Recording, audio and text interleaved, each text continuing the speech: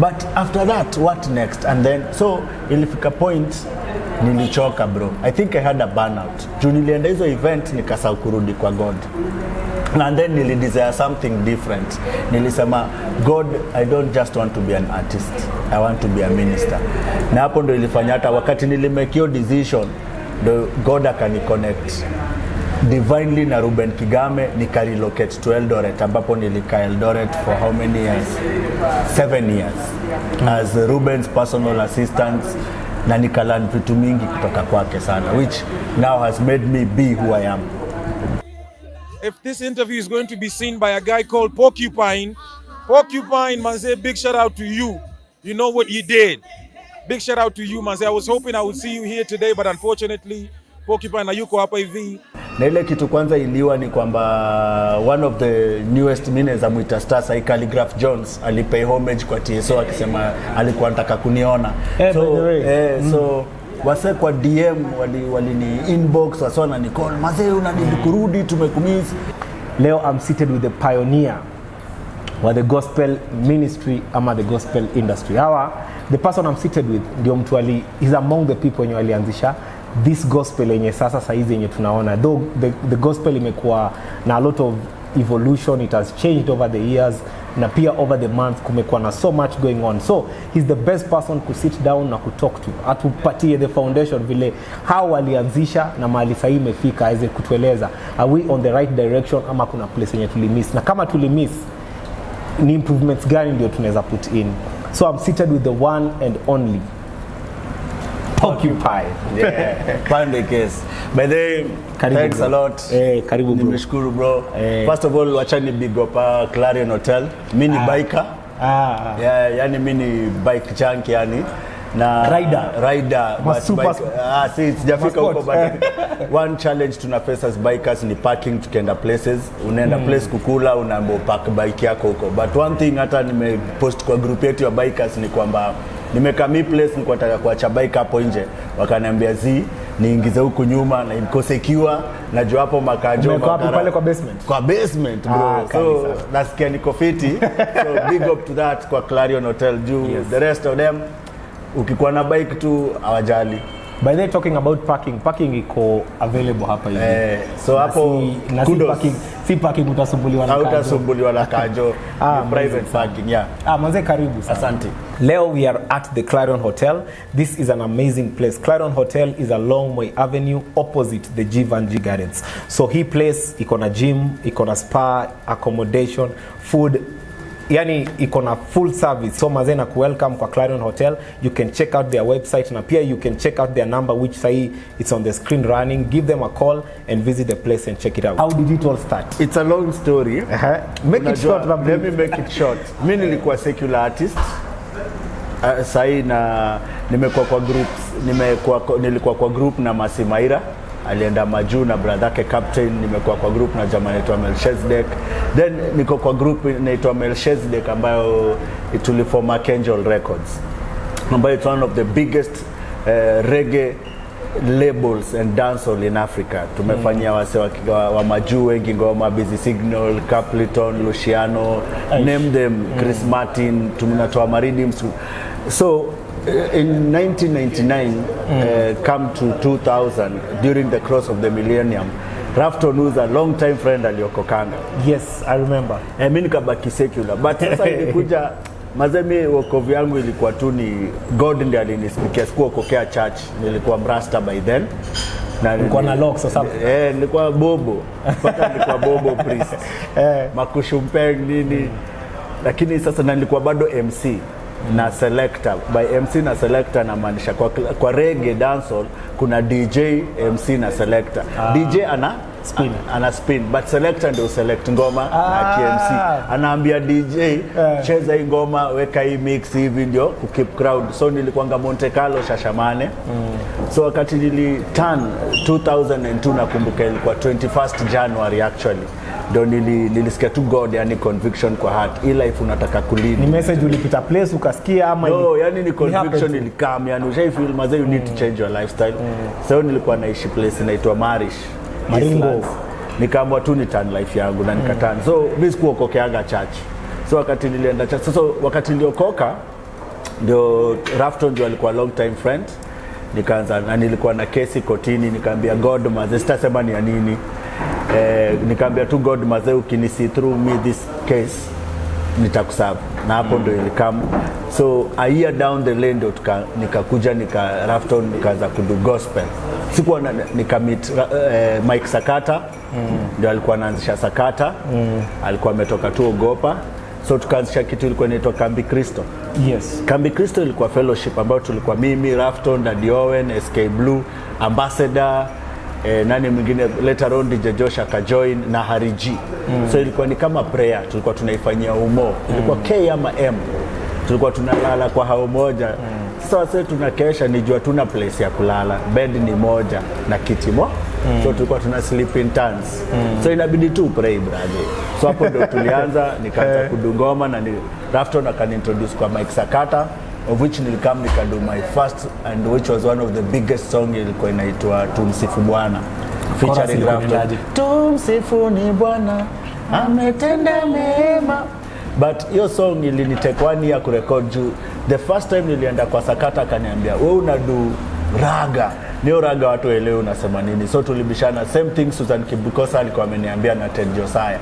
The first song nilifanya actually Tumsifu was a remix, a remake of a song I done na my friend ilikuwa inaitwa Blaze the fire cause the fire can down, black man know yourself, no blaze the fire cause the fire can down. So ilikuwa unaona hiyo tune nikaibadilisha juu aliniambia fanya song ambayo itakuwa ya hii market.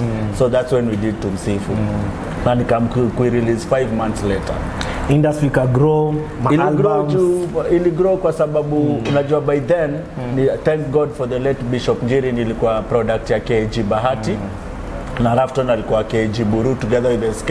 Unajua time at least mtu alikuwa na identify na church, anaenda gai church. Unfortunately kwa generation ya sahi msana do gospel na ujui anaenda church gani, pastor wake ni nani.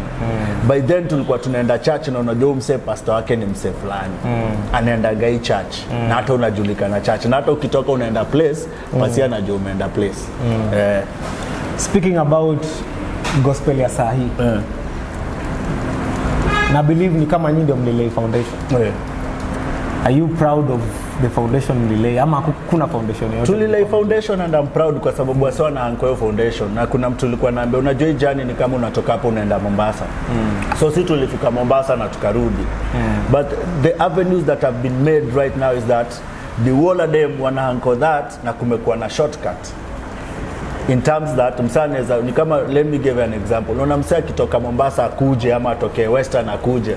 Ukifika the likes of Mlolongo inge Mombasa road uone ma lights na mabuilding utafikiri umefika Nairobi na hujafika Nairobi. Ukifika West ndio uko na feel ya Nairobi na hujafika Nairobi. So ndio challenge iko ya kwamba wasio wamepewa platform. Wasio wamepewa shortcut ya kufika hapo. Unaona, but the challenge is hawana roots. Now right now for the Kenyan gospel and not a secular to grow, for the Kenyan music industry to grow, lazima wasio go back to where we were. Foundation ya kila kitu warudi, ndio music ndio unapata West Africa wanatushinda na TZ. Juu wana relate na their old. So unapata mse anakata across the age barrier and groups. Una feel watu wame disconnect from your foundation? Wame disconnect. An example ni kama gani of a foundation?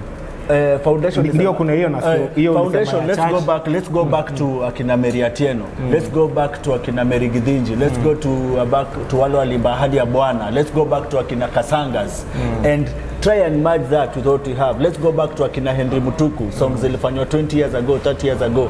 Merge that with the current sound. Ndio ili pia tuweze kuwa relevant for both the young and the old, kwa sababu ile kitu tunafanya ikata cross. Unaona, ikata cross. Alafu plus ndapeana na kitu ndasema leo sijaisema na watu wasemangi. Unaona hiyo foundation tulilei, mtuka Saizeta aligrow. Why? Saizeta alikuwa dancer wangu. Hiyo foundation tulilei. Alikuwa dancer wako kwa secular? Kwa gospel. Akiwa State House Girls. Alikuwa kwa group yangu ya kudance ilikuwa inaitwa Squad Sauti. Kwa hiyo foundation tulilei, Delvin wa Sauti Soul alitokelezea, alikuwa dancer wangu. Unaona, kwa hiyo foundation tulilei, djmo ametokea, wakina DJ Sadik walitokea, wakina DJ Neville. Alemba ni protege wangu. Unaona, bata wasemangi Mtu kama Mo alikuwa anafanya nini? Hiyo sitaingilia. Hiyo yeye mwenyewe nafaa tukue hapo yeye na yeye anaweza sema nimesema kitu, but Mo ni msenimo na kigrow kwa roots zangu. Hapa Jesus Night wakigrow na DJ Neville. Nakumbuka Jesus Night Nairobi Cinema. So wakina DJ wote hiyo Kazonde amewapatia nini foundation. Unaona through me, but I thank Mo ni msem humble. Mo hata akiniona kwa gari anione mahali ataniita na nigotea aniambie bro uko aje to link, aniambie kuja tukunywa chai na tukachapa. Is a very same to DJ Sadiq. Najua God amepeleka levels zingine, but what I can say, things need to change, that watu wana need kujireconnect kwa God. Hiyo ndio kitu naweza sema now wa reconnect, yani in truth and spirit, because hiyo ndio kitu God anataka. Bro, wasa wana do video kali, wasa wana do, but hizo songs hazina God. Na tumekuja kurealize wasa wanafanya gospel juu secular ilikuwa hard. Walipopata avenue hiyo gospel kuwapeleka mahali wanarudi secular. That means they were never gospel artists in the first place. Now the problem is church in our embrace. Church in our embrace. So ni kama msee wewe ni kama simu yako huwezi taka kitu ina virus uweke kwa phone. Si ndio? So tumeka virus kwa church. In the name of celeb ataleta watu wengi. And something I always say, we confuse being known, being popular, being famous, being a celebrity, being a star and being a superstar. Hebu tufikirie utafakari hayo. Being known, being famous, being popular, yeah. Being a celebrity, and being a star, and being a superstar. And a superstar. Yeah, unajua ukifika, wacha nikwambie, unaona ule mse alivunja record ya mbio. That's a star. Omanyala. Ule mkimbiaji anatoka na Kipchoge. Huyo ni superstar. Yaani ni mse sahi atoke anakoma. Na unaona superstar wanakujanga Kenya hata media iwezi wa host. Nakumbuka Daddy Owen aliendaga zile zilikuwa zinaitwa Africa Mama, zile award. Mama za award. Anasema alikuwa anakutana na kina 50 Cent huko, anakutana na kina Rihanna, lakini huwezi mfiki. Hata mwezi piga selfie. Yani 50 Cent mwenyewe, other big musicians in America wanataka wamuone hivi lakini hawawezi. Levels. Yeah, so guys need to go back to the roots. Na wase tujijue as Kenyans. Na the most important thing was wajiconnect na God, bro. Wase wajiconnect. So unasema you guys laid the foundation. Yes. You guys did your thing, which was laid on, the foundation was laid on prayer. But now there's a disconnect. Sasa wewe as a pioneer, ushai try maybe ku approach artist X, maybe una feel bro wangu kidogo hapa ni kama anapotea. Let me tell you one thing that ili happen. Unajua swali grow kwa nini? Hiyo time tulikuja na new sound and new beat. So watu walikuwa na try ku understand hiyo beat kwa message. Do you get my point? Tulikuja na vibe watu wanaweza dance kwa church. Na hiyo kitu ilikuwa ijonekana na madancer na ma DJ. It was a new thing. But watu wali embrace. But sasa watu wanajaribu ku understand the message in the beat. Message kwanza. Kwa sababu nini? Wase hawaendi church, wase wasomi Bible. Unaona? And then to your question ni kwamba hiyo time tulikuwa na fellowship za artist. Once a month wase walikuwa na meet. I thank God for Evangelist Teresio Irimo, Pastor Philip Kitoto and many others. Walikuwa na every Friday tuna meet as artists, both established and upcoming, na tunapewa award na different pastors. Majamaa walikuwa wanabeba mkate ama sukari, mademo wanabeba milk. Tunapika chai, ikifika break wase wanakunywa, tuna watch movie. Ndio ile ilipowasai wa create content. Tuna share na wase wakaanza kumit, wanafanya collab. So kama wewe kuna mimi nimekuwa always na fight ya kwamba for the rights of artists. Wewe kama ni artist na kuconnect wale right now not upcoming, wale wasanii wanajaribu kuchipuka na the established kuwa connect. The challenge inakuwa ule msanii ndio tulikuwa nayo hata na Rafton, is my good friend. I have mad respect for the guy. Rafton angeweza do song na brother yake Daddy Owen. Lakini mimi ndio nilikuwa nashika Daddy Owen mkono namleta kwa stage. Na ndio tukadu song mpaka na Daddy Owen later.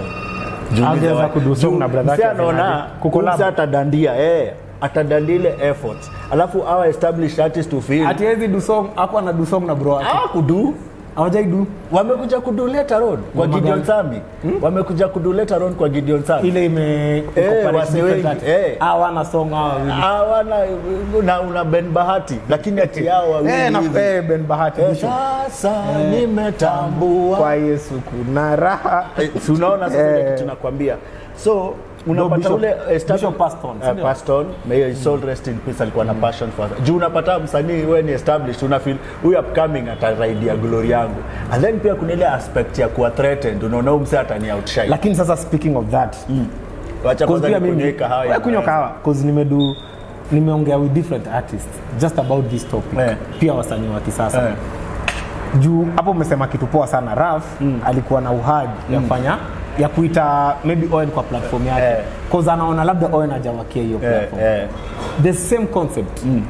Mimi nimeongea na wasanii. Msanii anasema yeye kama saizi tunaona msanii labda amedivert, ndio unasema amedisconnect.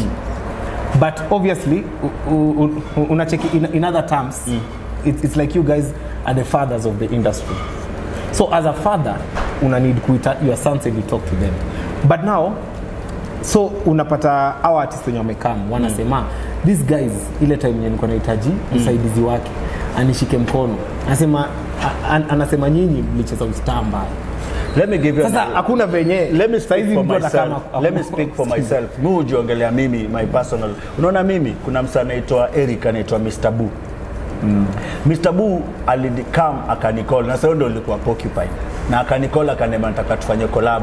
Tulimit naye Bata Hilton. Sikuwa nilikuwa na girlfriend fulani kana kakakani unafanya nini na ufala. Nikamwambia no, amenicall acha nimuoneshe. Na msema mpaka saa hii hata kama anasemanga kama anakuwa grateful to me. Tulidu naye song hakuwa naamini. Huyo msanii alikuja amefunga shati hapa mpaka mimi nikaona ufala tena hizi ni gani? Amevaa trouser loketo amefunga hapa highways ametoka Goya na sasa mimi ndio Poqpine. Na tukadu song inaitwa Mr. Boo. Kwanza alikuwa amekuja na style nyingine na kisapere, nikamwambia pana wacha tu change. Na akanisikiza. No song ilimpatia platform, alikuwa anaitwa Eric Newton. Sasa akachukua mpaka jina Mr. Boo through that song.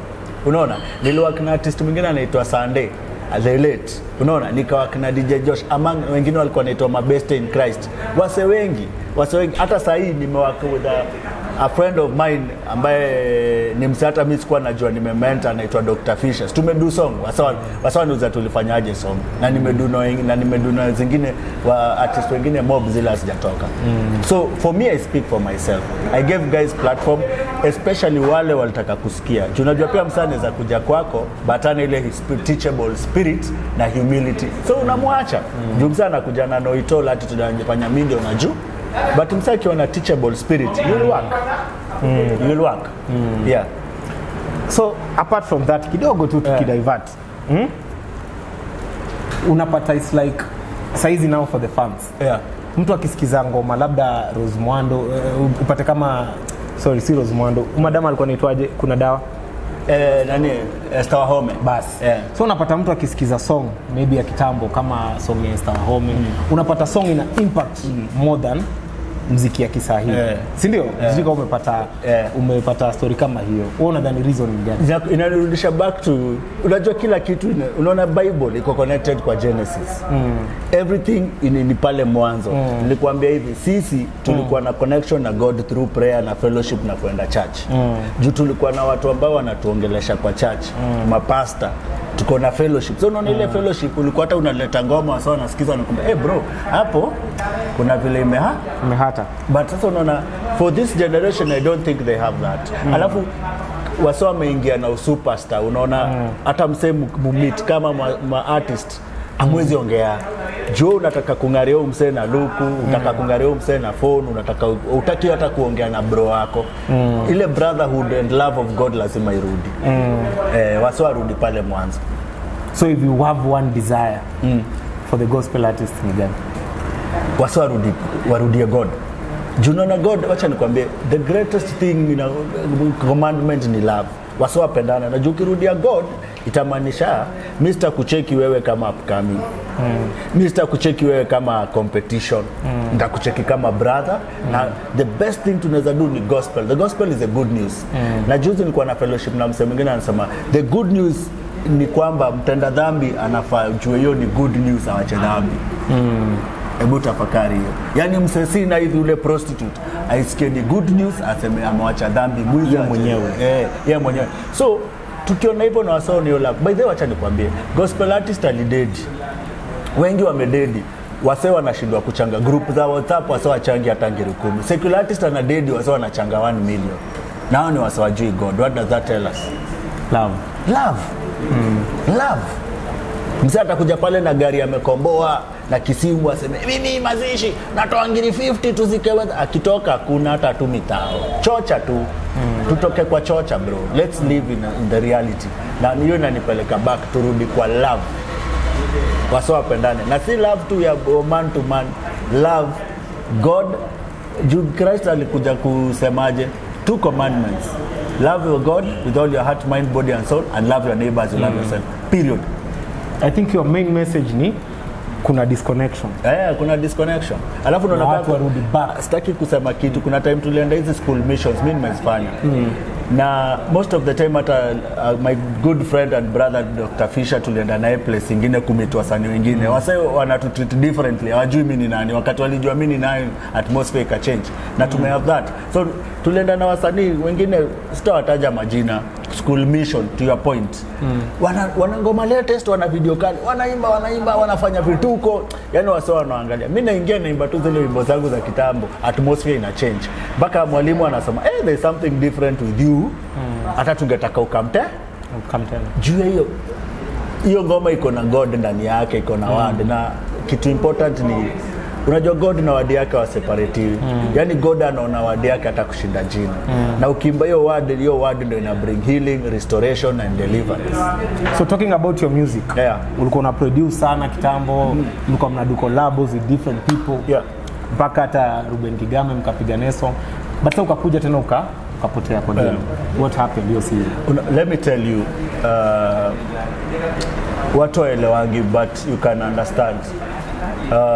I think nilikuja nikakuwa empty by this. I mean, nilikuwa point ya kufika, watu walikuwa wananiita star, but nilikuwa naenda shows bro kama 5 Friday 6, yani weekend niko na show kama mbao.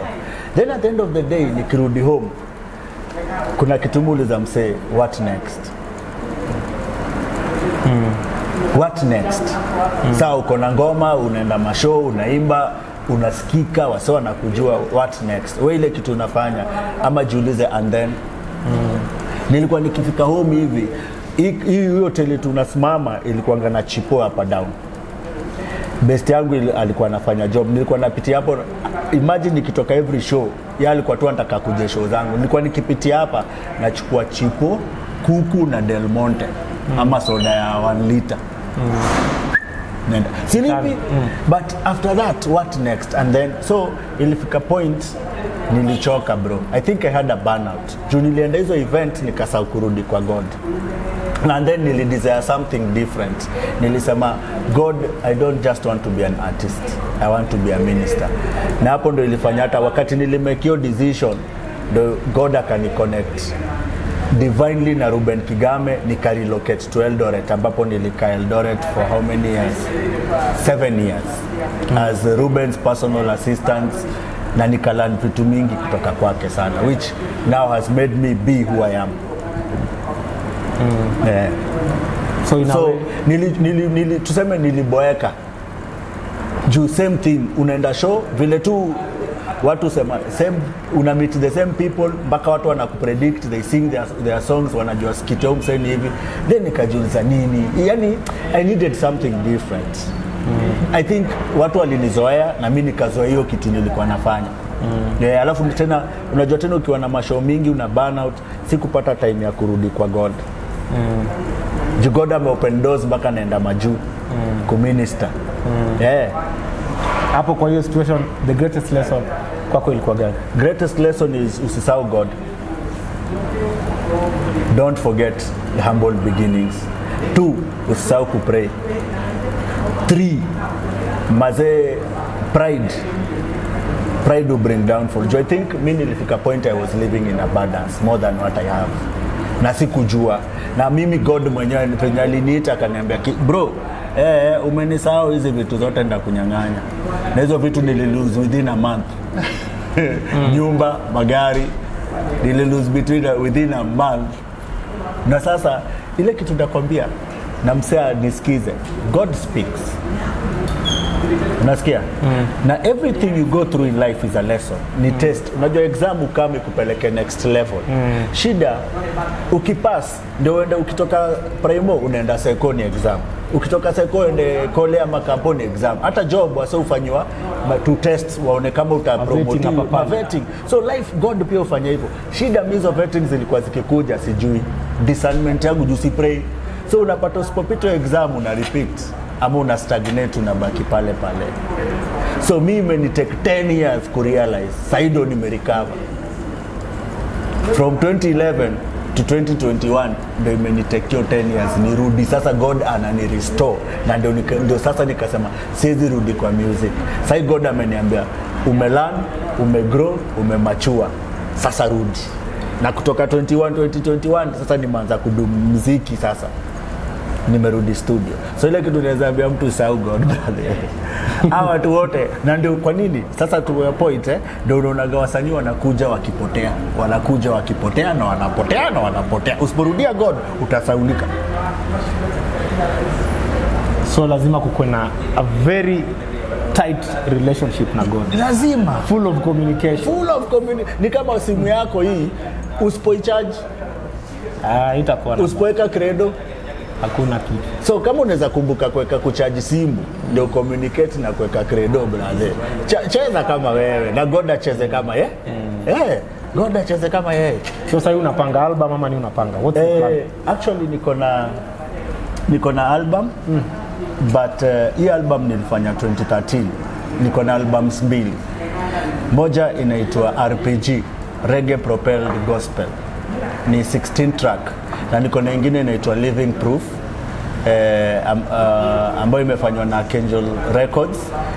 Na niko na nyingine nimefanya late last year, early this year, inaitwa God's Rated. Alafu sasa bado nafanya nyingine.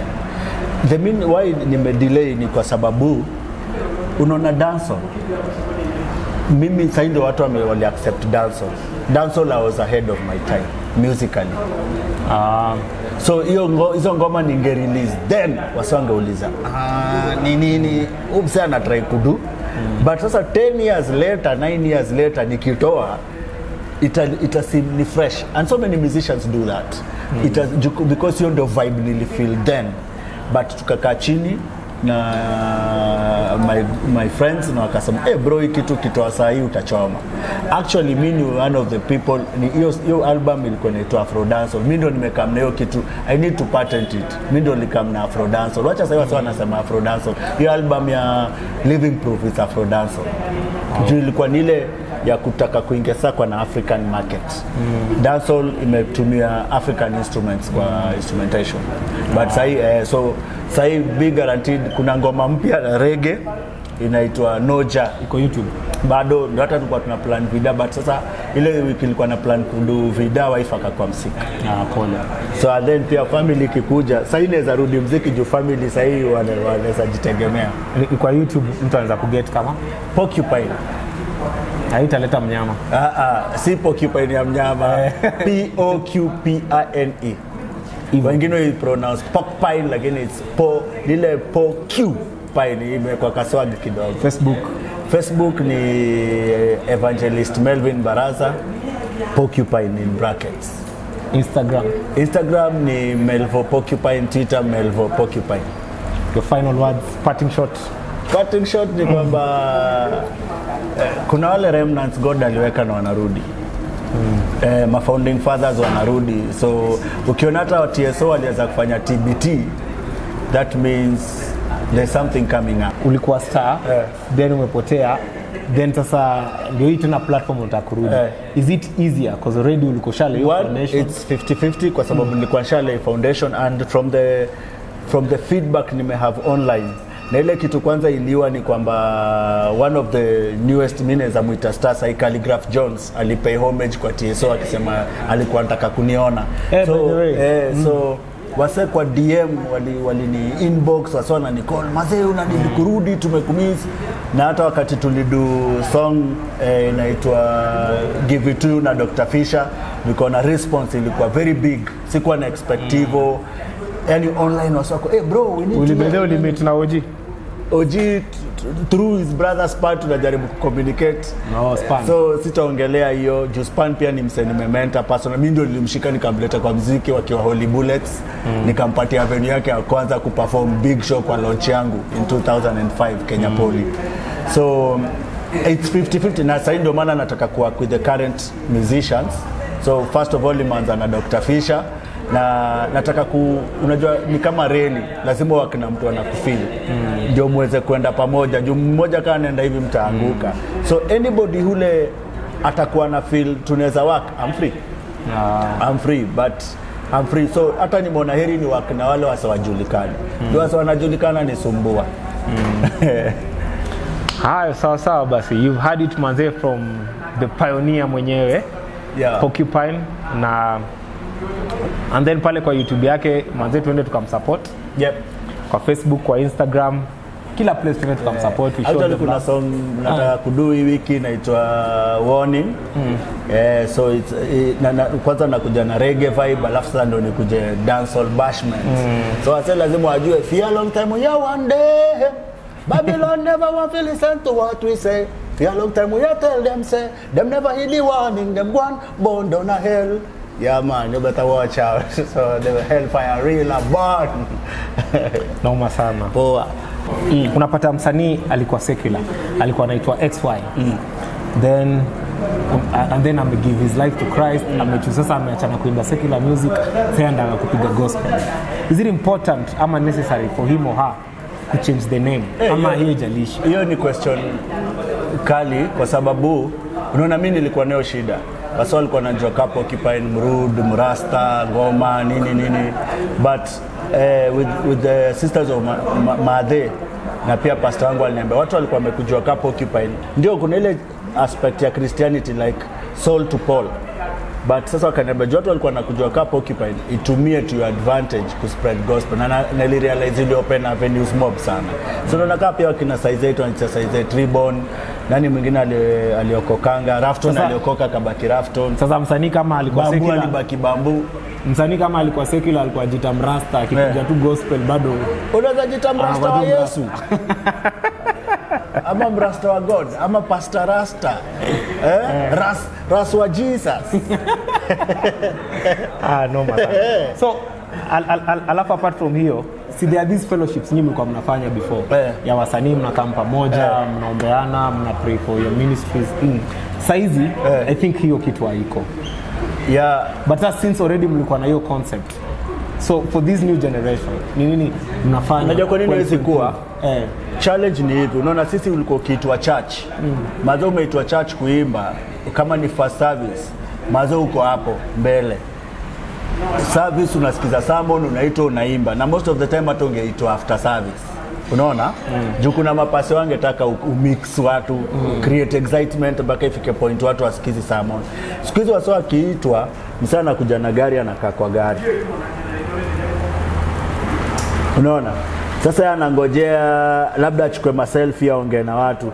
Sasa zile anataka kuitwa namba, mkitaka nikuje mniambie, anaambiwa haya praise and worship imeisha. Sasa anakuja, sasa ndiye anaanza kupeana CD, mara phone, mara YouTube.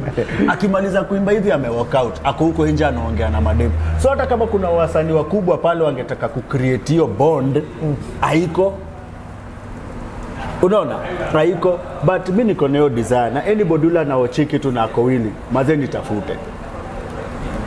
Hata hapa unaona hapa Clarion tulikuwa tumeanza fellowship na ilikuwa imeanza poa, lakini sasa wasio wakajiona master, wengine wanajiona wasio wako na hidden motives. Tulikuwa mpaka tuanzishe sako ya artist. At the end of the day wewe toa so sasa zile unapata shida, unataka kurekodi album, saidiwa. Sasa zile wewe ni msiki, madhako ni msiki, kuja upewe do. Lakini sawa alikuwa na selfish motives. Unajua msana na checking hivi, siku hizi msana checking, acha nikuwe best yako, juu unajua kuna kitu gain. At the end of the day, either a connection or a platform or something to gain. Kama msana anaona again kitu songa. But mimi nawaita kujeni. Wacha tukue kimoja, na pia wale wasanii wanajiona famous, popular, well known, peaneni avenue. Kweni kuchezeni ndogo, God atawahumble. Unapata wasanii ina sasa ni tabia yenu kama wasanii. Umejenga jina, ustai umeingia, endorsements kila mahali, uko sawa. Then all of a sudden, God forbid, lakini life ikabadilika, ile do ikapotea. Then sasa unakuja sasa kwa mafans. Wale mafans ulikuwa unawapandishia kioo. Wale mafans wanaomba selfie mazee unawatoka. Sasa unawakujia sasa. Unaomba usaidizi mazee nisaidieni na hii. Sasa umekuja kwa ile kitubu sema kwa zoni yangu na musema. Niza advice aje. Iko hivi kwanza. Naambiaga wase kuwa na fallback plan, yani after your stardom nini. So unajua wase ulive your stardom. Alafu kitu nimerealize Kenyans wale watu wako kwa entertainment, that is artists, DJs, actors, presenters. Hiyo point huko baadhi fikiria investment. Hautakuwa hapo forever. So sasa una make hiyo do, jenga nyumba yako, fungua tu biashara, fuga kama ni kuku, weka ng'ombe. Mimi nilikuwa nafuga kuku wasa wananicheka, but zilinisaidia when sikuwa hapo. Zilikuwa zinanifeed vizuri na nilikuwa na biashara zingine nafanya. So lazima ufikirie saa zile utatokea stand. And then secondly, people don't accept.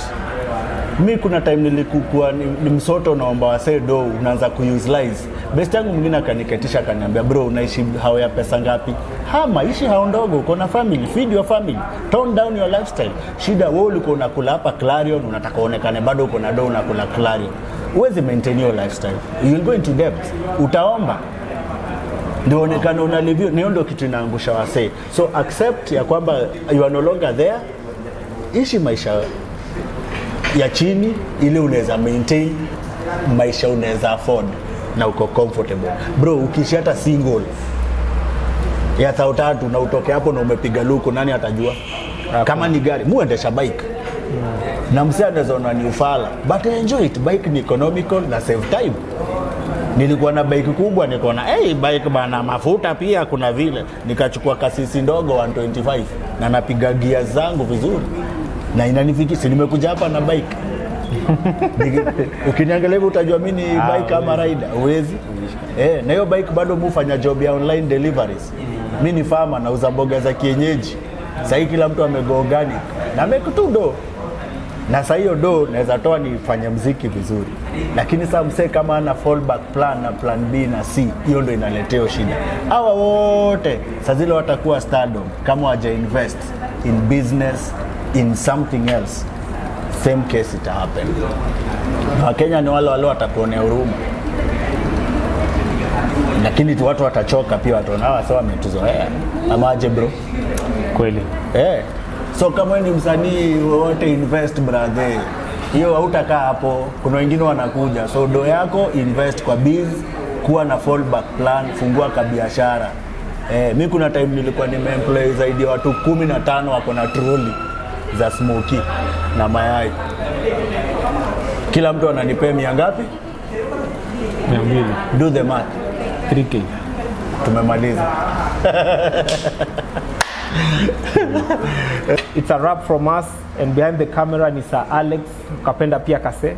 Kijana moja hatari sana kwenye kamera. Kuna kitu tutakwenda. Big up.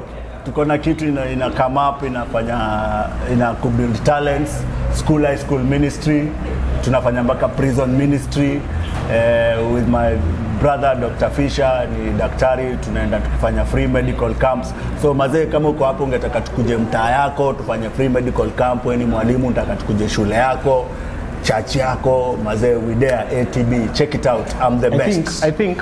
I think mkienda mission moja ya prison, I think you can invite me. Tutakuinvite. Hiyo mission ya unajua utakapuka sponsor. Umeshika juu unaona tukapiga hiyo mission ya prison. And then now we are able to show it. Yes, true. So in case kama sasa it's easier now to get guys come in. Understand? True. Because already watakuwa wameona what there. So pangeni ya prison kama ni next week mniambie. Hii ni kitu nataka planning, unajua prison. Mimi nataka hiyo prison kwanza. Unasema prison huwezi enda, unaweza enda huko lazima ni kuna protocols. Kuna protocols alafu especially when it comes to cameras na nini so ni kitu but tutapanga, we'll work it out na tuta communicate. Hopefully, manze. Thanks. So it's a wrap from us, guys. See you on the next one. Leo, we are at the Clarion Hotel. This is an amazing place. Clarion Hotel is along Moi Avenue, opposite the Givenchy Gardens. So hii place iko na gym, iko na spa, accommodation, food, yani iko na full service. So mazee na welcome kwa Clarion Hotel. You can check out their website na pia you can check out their number, which sahi it's on the screen running. Give them a call and visit the place and check it out.